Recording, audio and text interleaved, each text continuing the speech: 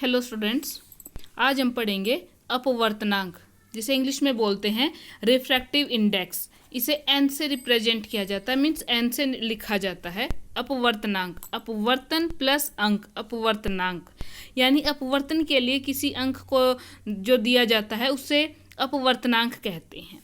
It is the ratio of speed of light in one medium to that in another medium. जब कोई भी light एक medium से दूसरे मीडियम में एंटर करती है तो उसकी स्पीड चेंज हो जाती है।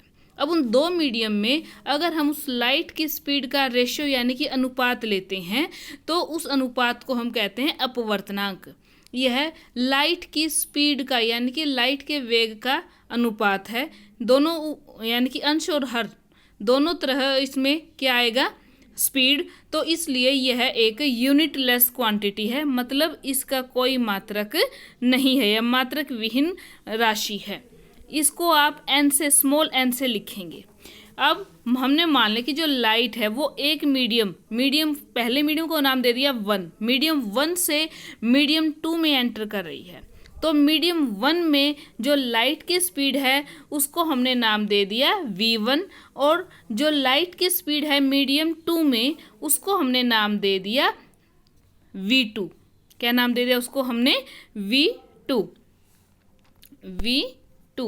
तो अब रिफ्रैक्टिव इंडेक्स क्या निकलेगा हमारा? n। देखो यहाँ पर लिखने का ढंग है, ये 2 1, मतलब ये मीडियम 2 है, ये मीडियम 1 है। मीडियम 1 से लाइट मीडियम 2 में जा रही है तो रेशियो क्या लिखेंगे हम? Speed of light in medium 1 that is v1 divided by speed of light in medium 2 v2। तो हमारे पास फॉर्मूला क्या बना, देखो n21 equal to v1 by v2। Speed of light in medium 1 divided by speed of light in medium 2।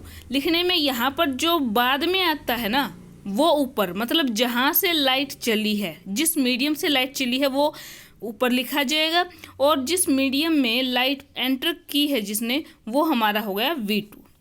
अब हम मान लें कि ये दो मीडियम में से एक मीडियम एयर या फिर वैक्यूम है। वैक्यूम मीन्स निर्वात, या तो हवा से जा रही है या फिर निर्वात से, क्योंकि लाइट को ट्रैवल करने के लिए किसी मीडियम की ज़रूरत नहीं होती। जैसे 9th क्लास में आप पढ़ कर आए हो कि साउंड को ट्रैवल करने के लिए मीडियम की ज़रूरत होती है, लेकिन लाइट क्या है, वैक्यूम से भी क्रॉस कर जाती है। तो यहाँ पर हमारे पास जो रिफ्रैक्टिव इंडेक्स हुआ वो मीडियम m के लिए आया। कोई भी मीडियम, आप कांच का है, ये फाइबर का है, या फिर पानी है, कोई भी और दूसरा लिक्विड है, वो कोई भी मीडियम हो सकता है। तो इसको लिखेंगे हम nm, speed of light in air और vacuum divided by speed of light in medium.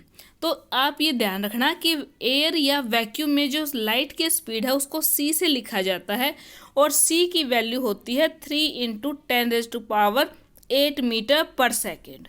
ये कोई भी मीडियम में आ जाती है स्पीड। तो यहाँ से हमारे पास फॉर्मूला nm क्या बना, ये nm इक्वल टू c/v। ये इम्पोर्टेंट फॉर्मूला है, इसको ध्यान रखना। अब जैसे रिफ्रैक्टिव इंडेक्स हम कुछ मीडियम का लेते हैं, एयर का हम लेते हैं ये 1.0003, इसे हम लगभग एक ही मानकर चलेंगे। और वाटर का जो रिफ्रैक्टिव इंडेक्स है वो होता है 1.33। उसके बाद केरोसिन ऑयल यानी कि मिट्टी के तेल का रिफ्रैक्टिव इंडेक्स होता है 1.44, और डायमंड यानी कि हीरे का जो रिफ्रैक्टिव इंडेक्स है वो होता है 2.42। इसमें देखो मैंने कोई यूनिट नहीं लिखी क्योंकि यूनिटलेस क्वांटिटी है। अब इसमें ध्यान रखना कि जो स्पीड है लाइट की वो रेयरर मीडियम होता है जिसके पार्टिकल्स दूर दूर बिखरे हुए हों, वो ज़्यादा होगी बजाय कि डेंसर मीडियम में। डेंसर मीडियम क्या होता है, जैसे सॉलिड होता है, कांच का होगा, इस तरीके से। ठीक है, तो यहाँ से इन बातों का ध्यान रखना कि रेयरर मीडियम में स्पीड ज़्यादा होगी, डेंसर मीडियम में स्पीड कम होगी।